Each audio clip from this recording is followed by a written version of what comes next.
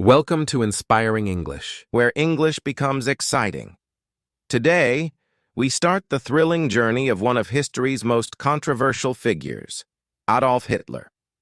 Love him or hate him, his story is filled with dreams, failures, ambition, and power. From a small boy with big dreams to a man who changed the world forever, this is the story of Adolf Hitler like you've never heard before. Are you ready? Grab your headphones, sit back, and let's dive into this incredible tale that will improve your English and keep you hooked till the end. It all started on April 20th, 1889, in a small town called Braunau am Inn in Austria. A baby boy was born to Alois and Clara Hitler.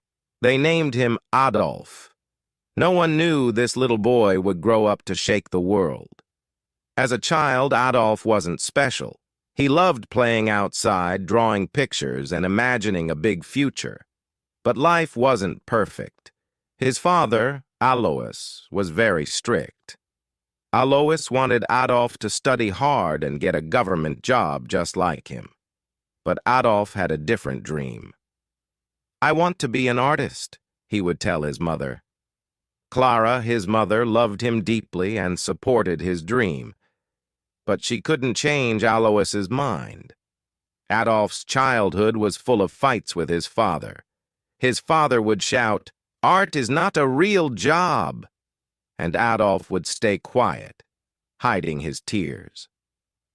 When he was 13 years old, his father died suddenly. Some people thought Adolf would feel free, but losing his father left a hole in his heart. Adolf started skipping school. He was once a good student, but now he didn't care. Teachers would say, "Adolf is smart, but he is lazy." All he wanted to do was draw. After finishing school, Adolf packed his bags and moved to Vienna, the capital of Austria. He was so excited. "Vienna is the city of art. I will become a famous painter here," he thought. He applied to the Academy of Fine Arts, a big art school. But when the results came, his heart broke. He didn't get in. The school told him, "Your work is not good enough." Adolf felt humiliated. "I'll try again," he said. But the next year, the school rejected him again. He was devastated. Without school or a job, Adolf's life became hard. He lived in tiny, dirty rooms and sometimes slept on the streets.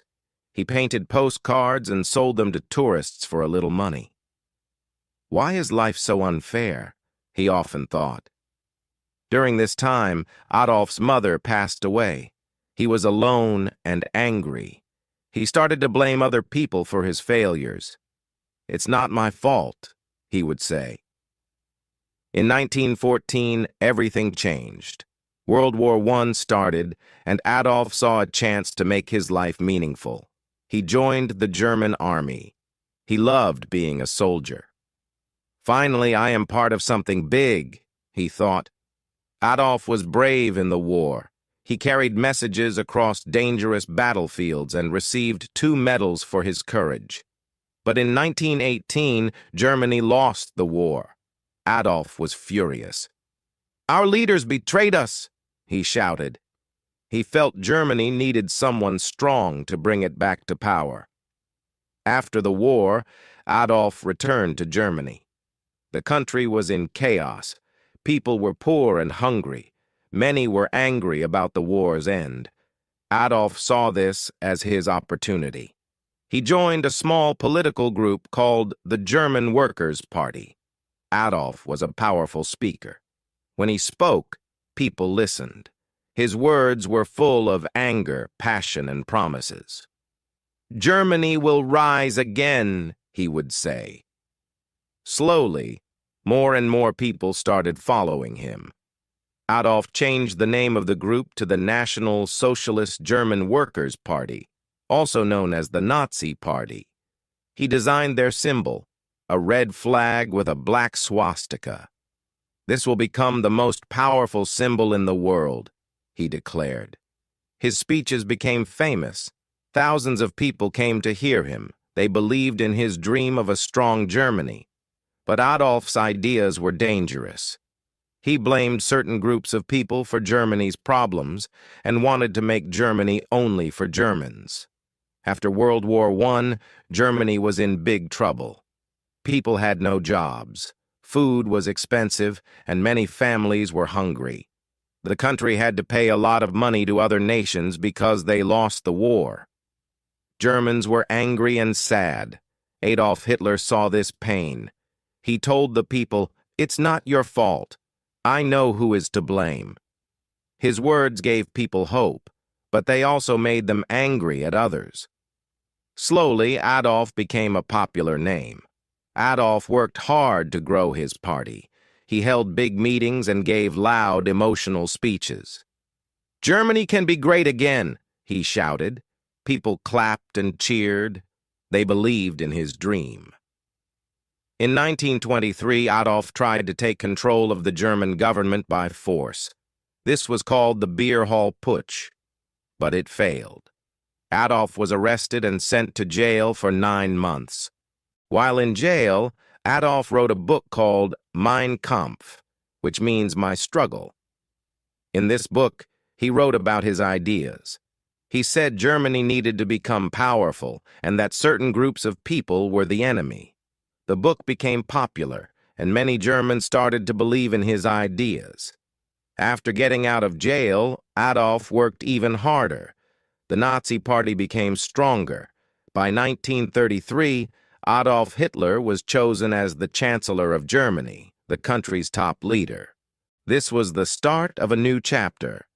Adolf promised jobs, a strong military, and a bright future. The people trusted him, but they didn't know what he was planning next.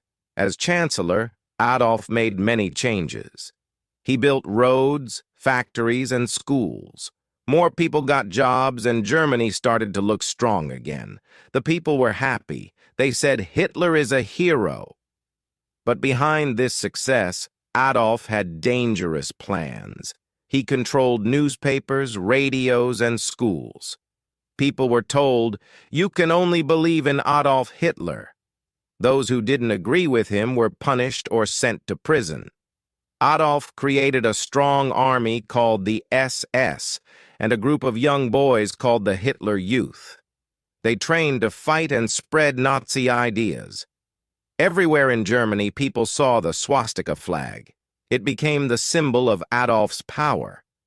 Adolf's speeches became even more powerful. He would say, "Germany is the best. We will rule the world."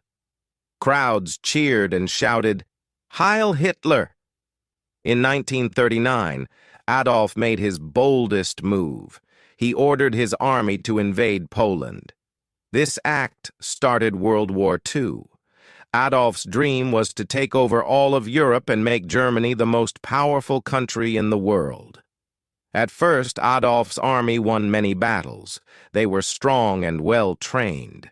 But as the war went on, things started to go wrong. Adolf had made too many enemies. While the war was happening, Adolf was doing something terrible.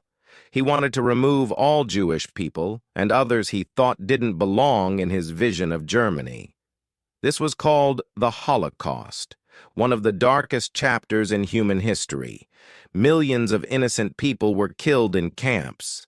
By 1944, Germany started losing the war.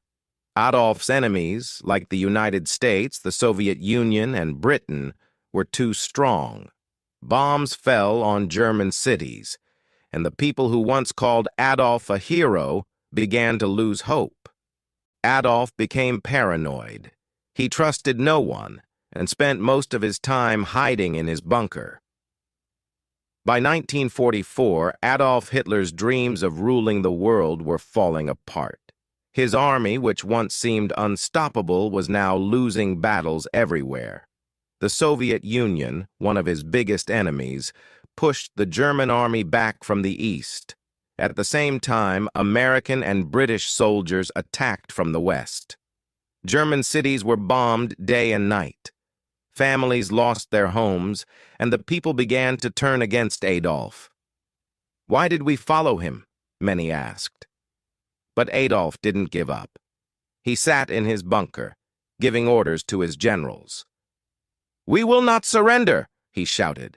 But deep inside, even Adolf knew the war was lost. In early 1945, Adolf stayed in a bunker deep underground in Berlin. The bunker was cold and dark, but it was safe from bombs. Inside, Adolf spent his time planning, though there was little hope left. He was not alone.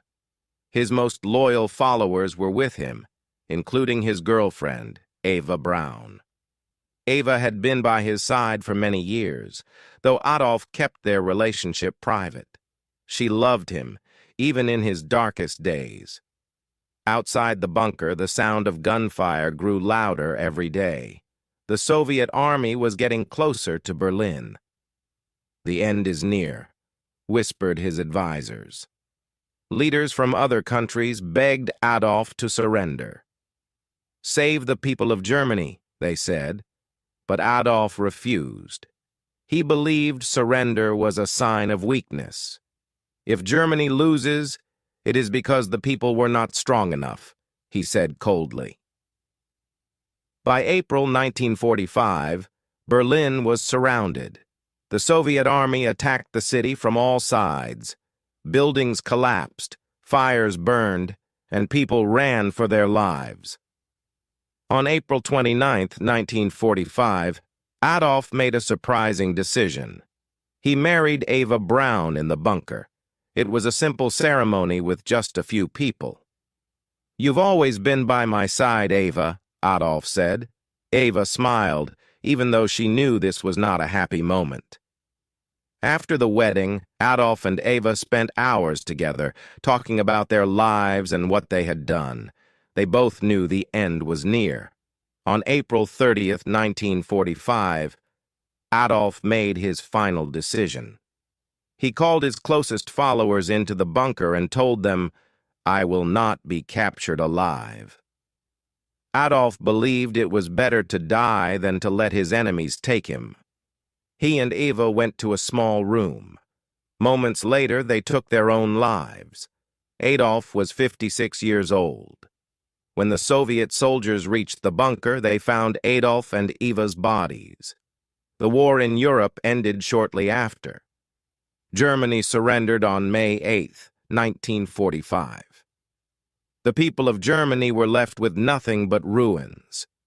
Adolf's dream of making Germany powerful had instead brought destruction and sorrow. Millions of lives were lost because of his actions. After Adolf's death, the world worked to rebuild. Germany became a peaceful country. People remembered the horrors of the Holocaust and World War II to ensure such events never happen again. Today, Adolf Hitler's name is a reminder of the dangers of hatred, unchecked ambition, and misuse of power. Finally, his story teaches us, every decision we make shapes our future. Adolf's choices led to pain and loss, not just for him, but for millions of others. This reminds us that every action, no matter how small, matters. We must choose wisely and always think about the impact our decisions have on others, and importance of compassion and unity. Hate and division only tear people apart. The world is a much better place when we come together, respect each other, and work towards peace. Life is too short for anger and judgment. By being kind and understanding, we can create a future filled with hope, not regret. So remember, choose love over hate, humility over pride, and unity over division. These simple lessons can make our world a better place. This was the story of Adolf Hitler, a man whose life changed the world forever. It's a story of dreams, power, and the mistakes that led to tragedy. Remember, history is not just about the past. It teaches us how to build a better future. Thank you for listening, and don't forget to like, share, and subscribe to English Avenue. for more exciting stories that help you learn English while exploring history. See you in the next story. Thank you so much for watching Inspiring English. If this video inspired you, don't forget to like, share, and subscribe, and send it to someone who needs a little English motivation today. And of course, hit the bell icon so you never miss the next lesson that can change your English, and maybe even your life.